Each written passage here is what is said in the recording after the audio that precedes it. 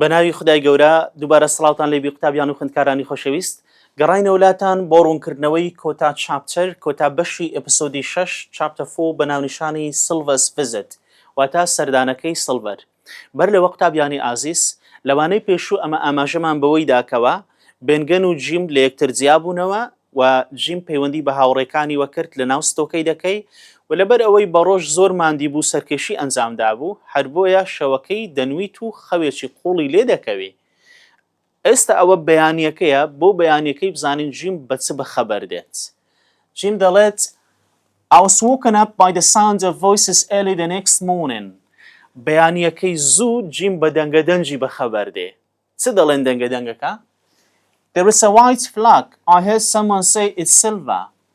ئاڵایەکی سپی لەوەیە یەکێک دەیگوت ئەوە سڵڤەرە واتە سڵڤەر بەرەو ئێرە دێ سڵڤەر بۆچی دێتن بە ئیساب هاتووە ئاشتی بەرقەرار بکات لە ناوچەکە هاتیە ئاشتی بەرقەرار بکاتن لەگەر کاپتن سمۆڵەتی قسەی بکاتن واتە بۆ بەیانیەکەی جیم بە چ بەخەبەر هات بە دەنگەدەنجی ئەوەی کەوا دەڵێن ئەوە ئاڵایەکی سپی لەوەیە و سڵڤەر بەرەو ئێرکانە دێتن There was a man with silver who shouted پیاوەک لەگە سڵڤەری بوو کە هاواری دەکرد دەیگوت Captain Silver say wants to talk and make peace.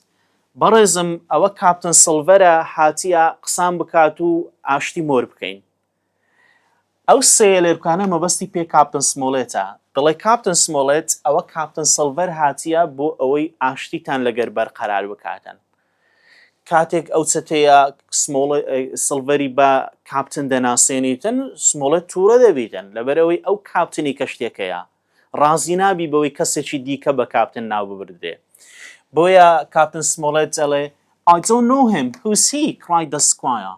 هاوار دەکات دەڵێ هەر نایناسم ئەو چێیە سڵڤەر چێیە کاپتن سڵڤەر چێیە ئەوزە لەبەرە خۆیدا دەڵێت adding to himself so it is captain now is it لە بەخۆیدا قسەی دەکات دەڵێ نەشمان زانیە دیارە جەنابی کاک سڵڤەر بوویتە کاپتنیش سڵڤەر هەست بەو نیگەرانی کاپتن سمۆڵێتی دەکا بۆیە سڵڤەر بەخۆی بە جواب دێ دەڵێتن And now Long John answered It's me سڵڤەر جواب بداتەوە دەڵێ کاکە ئەوە ئەمنم ئەمنەکی سادە و ئاسایی بەبێ کاپتن و بەبێ هیچ شتێک وەڕوونکردنەوە دەداتە کاپتن سمۆڵێتی لەسەر ئەوەی بۆچی بە کاپتن ناویان برد سڵڤەریان بە کاپتن ناوبرد دەڵێت This poor man chose me to be the captain دەرێ کاکە وەڵا ئەمن خۆم نەکردیتە کاپتن ئەو قوڕبە سەرانە کە لێرە مەبەستی پێچەتەکانە ئەو چەتانە ئەمنیان کردتە کاپتنی خۆیان وەکەی چەتەکان سڵڤەر وەکو کاپتنی خۆیان هەڵدەبژێرن ئەوە گرینگە دەڵێ After you deserted the ship پاش ئەوەی ئەتوو کەشتێکەت بەجێهێشت ئەو چەتانە ئەمنیان کردە کاپتنی خۆیان ئەمە ئاماژەمان بەوەی داکەوە ڕاستگویەکان ئەشیایەکانیان گواستەوە لەسەر کەشتێکە و سونە ناوستۆکەی دەکەی ئێدەرێتە کاپتن سمۆڵەتی ئەتوو ڕاستە کاپتنی کەشتی بووی بەڵام پاش ئەوەی کەشتێکت بەجێهێشت چەتەکان بە خۆیان ئەمنیان کردیتە کاپتنی خۆیان پرسیارمان The poor man the pirates chose Silver to be their captain لە چ کاتێک ئەو پیاوە فەقیر و قوڕبە سەرانە کە مەبەستی پێچەتەکانە سڵڤەریان کردە کاپتنی خۆیان لەو کاتەی یاخود لە دوای ئەوەی کەوا سمۆڵێت کەشتێکەی بەجێهێشت deserted دەڵێن After Smollett had deserted the ship پاش ئەوەی کەوا سمۆڵێت کەشتێکەی بەجێهێشت بوو We want to talk to you and agree something دەرێ هاتیمە قسەت لەگەر بکەین و ڕێکەوتنەچی بکەین بگەینە ڕێکەوتنەک ئیدی واز لە شەڕ و شۆڕی بینین دیارە سمۆڵێت ڕوخسەتی دەداتن بۆیە And then Silver came up close to the fence threw over his crutch سڵڤەر دێتن لە پەرژینەکەی نزیک دەبتەوە دارشەقەکەی تێ هەرەداتن وەک بڵێ بەر لە خۆی دارشەقەکەی هەردەداتە ناو ستۆکەی دەکەی and with a great effort managed to climb over توانی خۆی ئاودی و کا بەسە پەرژینەکەی و بستە ناو ستۆکەی دەکەی واتە بستە ناو لۆک هاوس ودن هاوزەکەی کاتێک دەستەوێندەر When he finally got near the log house, he sat down heavily on the sand. کاتێک لە کۆتاییدا چووە ناو خانوەدارەکەی لۆک هاوزەکەی بە زەحمەتی توانی لەسەر لمەکەی دابنیشیتن لەسەر لمەکەی دادەنیشیت و قسە لە بۆ کاپتنی دەکا دەڵێت Well, Captain, he said, we want that treasure. دەڵێ کاپتن ئەتوو بەخۆشت دەزانی ئەمە ئەو گەنجینەمان دەوێتن شەڕ و شۆڕەکەمان لەسەر ئەو گەنجینەیە ئێلە بۆ بەدەستهێنانی گەنجینەکەی سڵڤەر پێویستی بە چیە؟ پێویستی بە ماپەکەیە لە بۆ ڕێت کرۆسەکان لۆی بزانی بە دیاریکراوی لە چێ شاردرایتەوە هەر بۆیە بە سمۆڵێتی دەڵێ You've got a map, haven't you? And we want it. دەڵێ ماپەکە لەکنەتووە وەیە یان نا؟ تەواو دەرێ ئەمەش ئەومان دەوێتن ماپەکەمان دەوێ واتە هاتوینە ماپەکەمان بدەی ئەوزە پاشان سڵڤەر دەڵێتن ئەگەر ئەتوو ئەو دوو مەرزەی مەجێبەجێ بکەی ئەمەش دوو پێشنیار دەخەینە بەردەمت جەناوی کاپتن سمۆڵێت مەرزەکانی چییە؟ پێی دەڵێت یەکەم If you give us the map ئەگە ئەتوو ئەو ماپەی بدەیەمە و هەروەها and stop shooting Paul Seaman هیچ کە تەقە لەو قوربەسەرە و لەو چەتانە نەکەی ئەگەر ئەتوو ئەو دوو شتەمان لۆ بکەی we'll give you a choice ئەمەش هەڵبژارنەک دەخینە بەردەمت بەڵام لە ڕاستیدا دوو هەڵبژارن دەخاتە بەردەمی یا دوو پێشنیاری لە بۆ دەکا بە مەرجی چە؟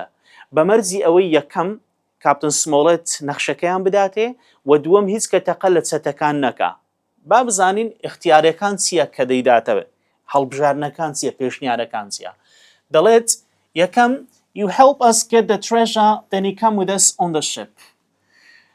اختیاری یەکەم ئەوەیە دەڵێ ئەنگۆ یارمەتیمان بدەن بە هەمومان بەیەکەوە گەنجینەکەی بدۆزینەوە دواتر ئەنگۆش لە گەرمان وەرنە سەر کەشتیەکەی ئەدی چیان لێ دەکەن دواتر لە ڕاستگۆیەکان And I promise you I'll leave you somewhere safe ashore.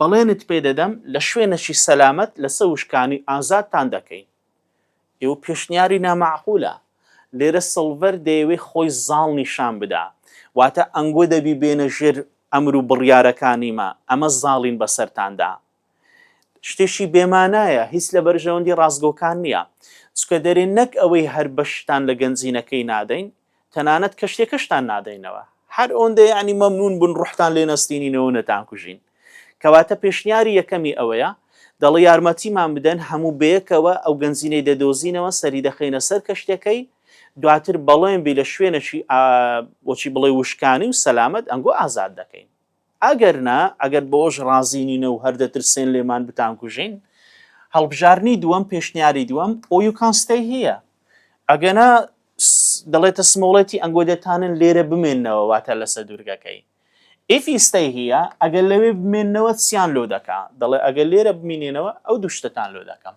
یەکەم We'll give you half of the supplies نیوەی ئەو خۆراک و کەلوپەلەی کە هەمانە بە ئێوەی دەدەین و هەروەها and I promise I'll tell the first ship we see to come and get you و سڵڤەر دەڵێ بەڵێن دەدەم یەکەم کەشتی کە چاومان پێ دەکەوێ واتە کاتێک لێرە دەردەچین پێیان دەرێم کاکە بەخێرا داک و بابتان هەندێک فەقیر و فۆقەرا لەو دورگەی گیر بوونە بڕۆن بەخێرا خۆتان دەربازیانکەن و بیانهێننەوە کەواتە پێشنیارەکانی لە بۆ سمۆڵێتی بەڵام بەو مەرجەی دەڵێ هەم ماپەکەمان بدێ و هەمیز کە تەقەمان لێ نەکەی لە بەرامبەردا دەریا ئەوەتە بە هەمومان پێکەوە گەنجینەکەی بدۆزینەوە سەری خەینە سەر کەشتێکە و دواتر لە شوێنێکی سەلامەت ئەنگۆ ئازاد دەکەین یا ئەوەتە ئەنگۆ لێرە بمێننەوە لەسەر دوورگەکەی ئەدیەگە بمێننەوە سڵڤەرچیان لۆ دەکا بەڵێنی دوو شتیان پێدەداتن دەڵێتن نیوەی خۆراک و کەلوپەلەکەی خۆمان بەنگۆ دەدەم و هەروەها بەڵێنیش دەداتن کە لە ڕێگایە یەکەم کەشتی کە چاومان پێکەت خەبەری بدەینێ بۆی بێن و ئەنگۆ لێرە لەو دوورگەی ئازاد بکەن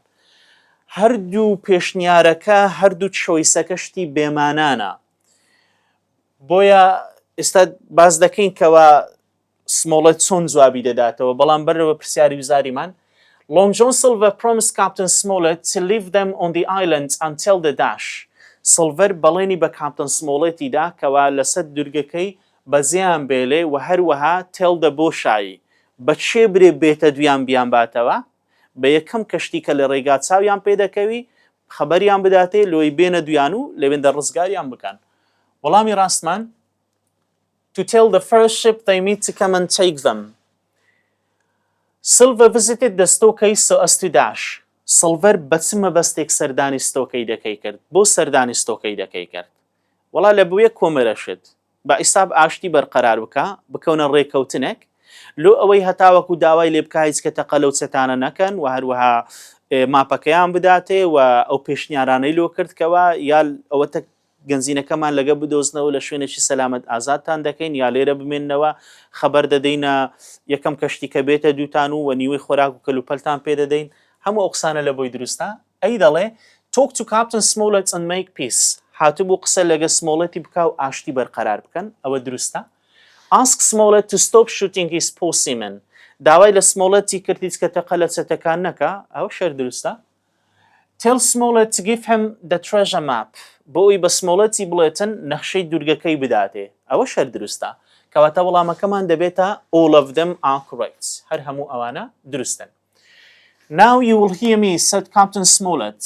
Captain Smollett دەرێ ئێستا جێم لێ ڕاگرە کورە قسەی منە کاتی منە قسەی بکەم.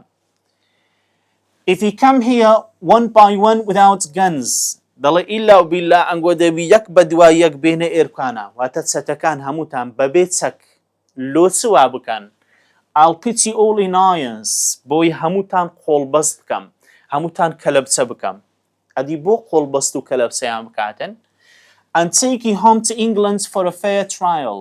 بۆی بتان بەمەوە ئینگلتەرا بۆ دادگایەکی یەکسان محکەمە بکرێن دادگایی بکرێن بە تۆمەتی چەتەگەرایی و بە تۆمەتی کوشتن و بڕینی. کەواتە کاپتن سمۆڵێت دەڵێ ئەوە ئەمەنینە دەبی بینە ژێر فرمانی جەنابەت بەڵکو ئەنگۆ دەبی بە قسەیمە بکەن و بێنە ژێر ئەمرمان. وەکو ئێستا باز دەکەین دەڵێ ئەگەر وانەکەن بە هەموو شێوەشی ئەنگۆ دۆڕاون لە بە سێ هۆکاری زۆر گرنگ. کەواتە ئەو دەڵێتن سمۆڵەت دەڵێ ئەنگۆ دەبی یەک بە دوای یەک بێنە ئێرە بەردەستم بۆی هەمووتان کەلەبچە بکەم و بتان بەمەوە ئینگلتەرا بۆ ئەوەی لە دادگایەکی یەکسان لەوێ دادگایی بکرێن. پرسیارمان دەڵێ کاپتن سمۆڵێت promised the cook to dash. کاپتن سمۆڵێت بەڵێنی چی بە کوکیدا بە چشتێنەرەکەیدا. هەرچەندە لێرە بەڵێن نەبوو بەڵکو زیاتر ترساندن بوو بە چی ترساندی و هەروەها ئەو قسەیە بەس لە بۆ سمۆڵێتی لە بۆ سڵڤەری نەبوو بەڵکو سڵڤەر و کۆمەڵەکەی بە کاملی ئەوەی کەوا take him home to England for a fair trial بیباتەوە ئینگلتەرا بۆ ئەوی لە دادگایەکی یەکسان دادگایی بکرێن. ئەوجە نەک هەر هەڕەشەکە لۆوی بەڵکو لە هەموو چەتەکان بوو چکە گوتی one by one هەمووتان دەبی بێنە ئێرکانە. If you don't you are beaten anyway. ئەگەر وانەکەن بە قسەی من نەکەن واتە یەک بە دوای یەک نێنە ئێرکانە بۆی کەلەبچەتان بکەم ئەوە بە هەموو شێوەشی ئەنگۆ دۆڕاون. ئەوە زۆر گرینگە قوتابیان لەبەر چی چەتەکان دۆڕاون لەبە ئەو سێ هۆکارەی. یەکەم You can't find the treasure ئەنگۆ ناتانن گەنجینەکەی بدۆزنەوە. دووەم You can't sail the ship ناتوانن کەشتەکەی لێ بخڕن. سێم و کۆتایی You can't even fight us تەنانەت شەڕی مەشتان پێ ناکرێ بە سڵڤەری دەرێ. کەواتە دەرێتە سڵڤەری ئەنگۆ دەبی بێنە ژێر ئەمری من ئەگەر وانەکەن نێنە ئێرە هەمووتان قۆڵبەست بکەم بە هەموو شێوەشی دۆڕاون هەم لەبەر ئەوەی ئەوان ناتوانن گەنجینەکەی بدۆزنەوە چکە نەخشەکەیان لە کنێ دواتر باز دەکەین هەم ناتانن کەشتەکەی لێ بخڕن و هەم شەڕیوانیشیان پێ ناکرێ. ئینجا ڕیزنەکانمان بە کورتی نووسیە بەرامبەریان لەبەر چ ناتانن نەخشەکەی عەفو ببورن لەبەر چ ناتوانن نەخشەکەی دووبارە ببورن بەڵام هەر نایبڕین لەبەر چی ناتوانن گەنجینەکەی بدۆزنەوە because they don't have the map چونکە ماپەکەیان نییە لەبەر هەندێ. They can't sail the ship بۆ ناتانن کەشتەکەی لێ بخڕن لەبەر ئەوەی نییە کاپتنیان نییە کەس نازانی لێ بخڕی بەڵکو سەبەبە ڕئیسیەکە they don't know which direction to go نازانن بە چه ئاراستەیەکدا بڕۆن لە بۆی لۆنتیتیت و لاتیتیتیان نییە. ئەگەر بەبیرتان بێ قوتابیانی ئازیز لەوانەکانی پێشوو ئاماژەمان بەوەی داکەوە ئیسرائیل هەند داوای لە سڵڤەری کرد گوتی با هەر لە ڕێی هێرش بکەینە سەریان و کەشتەکەیان لێ بستێنین گوتی خۆمە بە خۆمان دەزانین کەشتی لێ بخڕین. سڵڤەر گوتی ڕاست دەکەی but who knows which direction to go چێ دەزانی بە چه ئاراستەیەک بڕواتن. ئەخیرەن دەڵێ ئەنگۆ ناتانن شەڕیمە بکەن لەبەر چە they don't have a stockade لە بۆی چەتەکان ستۆکەی دیان نییە شوێنەچیان نییە خۆیان تێدا بپارێزن ساتە گۆڕە لەو گۆڕینە بەڵام ئەوانە ستۆکەی دیان هەیە کەواتە دەبی ئەنگۆ بێنە ژێر ئەمری من ئەگەنا بە هەموو شێوەچی لە بە ئەو سێ هۆکاری ئەنگۆ دۆڕاون. Captain Smollett said one of the following to Silver. کامە لەوانە کاپتن سمۆڵێت بە سڵڤەری گوت. A. Silver couldn't sail the little boat. نەخێر نەیگۆ little boat بەڵکو گوتی the ship ئەنگۆ ناتانن کەشتەکەی ببەنەوە. Silver's men couldn't find Smollett's group. ئەوە دروستە. پیاوەکانی سڵڤەری ناتانن شەڕی پیاوەکانی سمۆڵێتی بکەن. A and B ئەمە گوتمان ئەی غەڵەتە وەڵامی ڕاستمان دەبتە B. D. Silver should turn back because Smollett couldn't go on. سڵڤەر پێویستە بگەڕێتەوە چکە سمۆڵێت ناتوانێت بەردەوام بێ. شتێکی نازانم هەندێک بێ معنای هیچ ڕەبتی نییە. یعنی هەن غەڵەتە ناتوانانی غەڵەتەکەش دەزیشتانکەی بری لە بە سبەوەی. Now off you go. سمۆڵێت دەڵێتن ئێستاش کرا یەڵە لەبەر چاوم بزر بە کە ئەو قسەی پێ دەرێتن پێی دەڵێ now off you go ئێستاش لەبەر چاوم بزر بە ون بەدەی دەیدەی. Long John Silver was red with anger. Long John Silver ڕوخساری وەکی تەماتەی کوردی سۆر هەردەگەڕێ لە حەشمەتان لە خەفەتان چکە پێی دەڵێ ئێستاش بزر بە لەبەر چاوم هەرمەزاری نادا قسەی بکاتن. With some difficulty, he pulled himself along to the ground where his crutch lay. بە هەر زەحمەتیەک بیتن هەر دەستەوە خۆی دەگەێنتە دارشەقەکەی ئەو دارشەقەی کە داینایە. Then he stood up and spat in the spring. دواتر هەر دەستەوە و تفەک دەکاتە نێو کانیاوەکەی.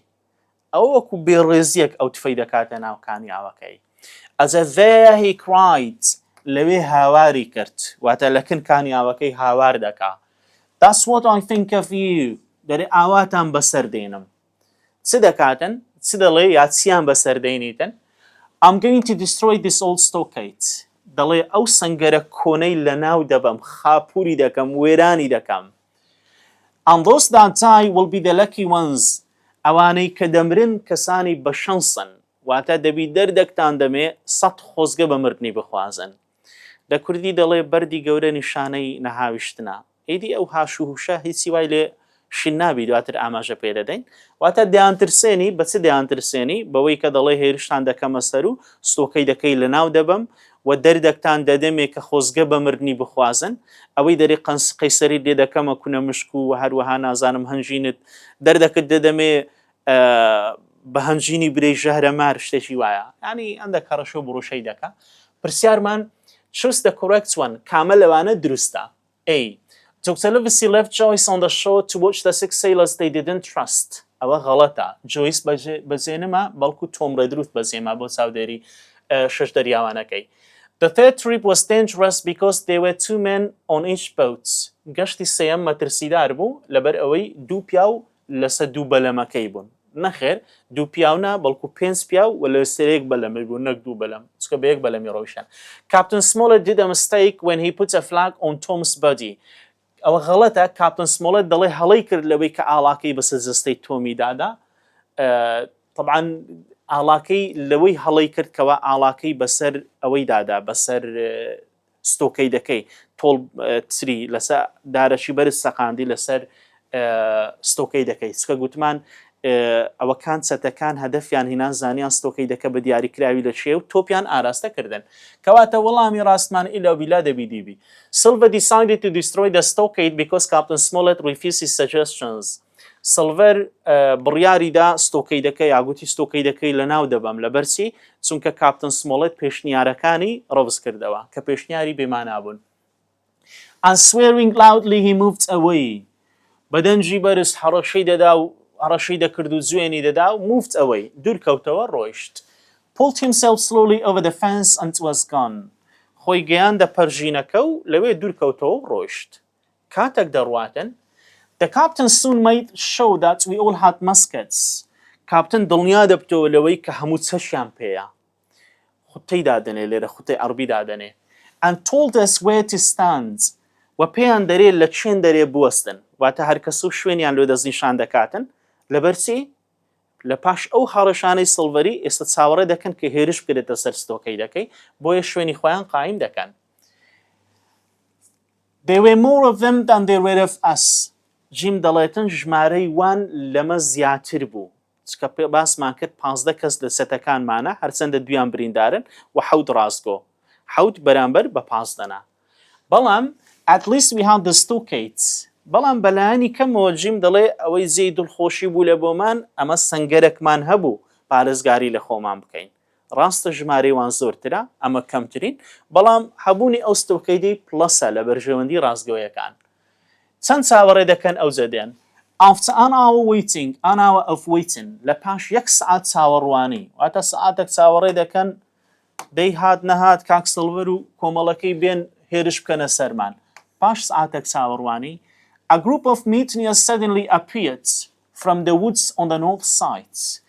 پاش سعاتێک چاوەڕوانی کۆمەڵک لە یاخیبووەکان لە سەتەکان لەناو دارستانەکەی لە لای باکوور لە بەشی باکوورڕا بەدەردەکەون واتە لە باکووردا دێن و هێرش دەبەنە سەر ستۆکەی دەکەی لە هەمان کاتدا وڵا بەر لەو هەمان کاتەی ئەویدی لە ڕستەکەی کەیە ببورن and run towards the fence بەرەو پەرژینەکە ڕادەکەن واتە سعاتێک چاوەڕێ دەکەن ڕازگەوەیەکان ئەوجە کۆمەڵی یاخیبووەکان جەماعەتەشیان لە ناو دارستانەکەی لە لای باکوورەوە هێرش دەبەن لە بۆ ستۆکەی دەکەی و ڕادەکەن لە بۆ لای پەرژینەکەی. At the same time لە هەمان کاتدا shots came from the woods to the other sides لە هەمان کاتدا لە لایەکەی دیکەوە لە ئاراستەکەی دیکە تەقە لە ستۆکەی دەکەی دەکرا واتە ئەمە گوتمان لە لای باکوور هەندێک چەتە دێن هێرش دەبن وا دەکا کەوا لە لای باشووریش تەقە لە ستۆکەی دەکەی دەکەن ئەو بۆی سەریان لێ بشێوێنن نەزانن چ بکەن ڕازگۆیەکان لە لایەک تەقەیان لێ دەکەن و لە لایەش هێرش دەبن. ڕازگۆیەکانیش The squire and Grey fight again and again from inside the log house. ئاغا و ئەبراهام گوڕەی بە بەردەوامی لە ناو خانوەدارەکەی ڕات تەقەی دەکەن. And hit 3 men as they climbed over the fence. لە سێ پیاوی دەدەن لە سێ چەتەی دەدەن کاتێک هەوڵ دەدەن لەسەر پەرژینەکەی بپەڕنەوە کە تەقە لەو سێ کەسەی دەکەن سڕوو دەدا. 2 of them were shot dead and the third ran away. دوو دانەیان دەکوژرێن و سێمیشیان ڕادەکە و هەردێتن.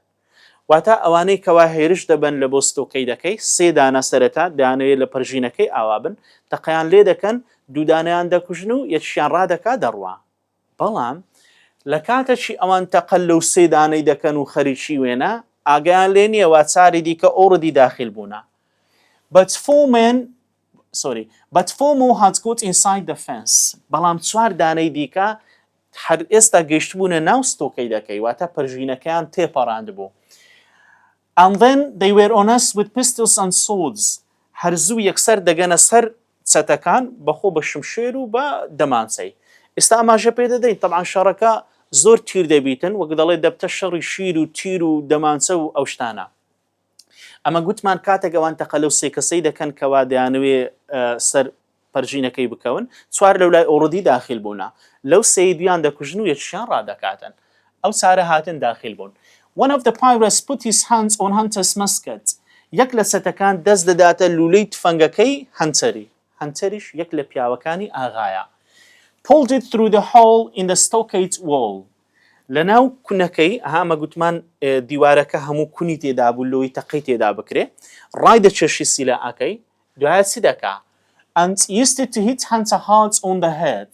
بە توندی بە قۆنداغەکەی واتە بە پشتی تفەنگەکەی لە تەپری سەری هەنتەری دەداتن واتە لولەی تفەنگەکەی دەگری و ئیدی ئەو لولە بۆ گەرمیەی و نازانم کوژیرایە لولەکەی دەگریت و بە قۆنداغەکەی لە تەپری سەری دەداتن طبعا هەنتەر دەمریتن بەڵام بە گولەی نامری بەڵکو بیلقۆنداغە تفەنگ دەمریتن پرسیارێکمان هەیە لە وزاری لەسەر ئەوەی. What happened to Hunter؟ دواتر باز دەکەین کەوا هەنتەر قید نابیتەوە و دەمری چ بەسەر هەنتەری هات؟ he was shot dead. نەخێر بە گولەی نەکوژرا ئەو. He was hit hard on the head. بە توندی لە سەری درا. بەڵێ بە توندی لە سەری درا دەتانین بڵین by the back of the gun or musket بە پشتی بە قۆنداغەکەی. He survived the mutinous attack. سەلامەت دەرچوو نەخێر وەکو باسمان کرد لە ئیپسۆدی 7 پشتیان بەخوای گەورەکە خوێندمان هەر دەست پێ دەکەین و دەرێن یەکسەر هەنتەر مرتەرە ئەو ڕۆژی. پاشان he was shot in the shoulder and leg. ئەوە جەنابی کاپتن سمۆڵێتە کەوا بریندار دەبی لە شان و هەروەها لە قاچی.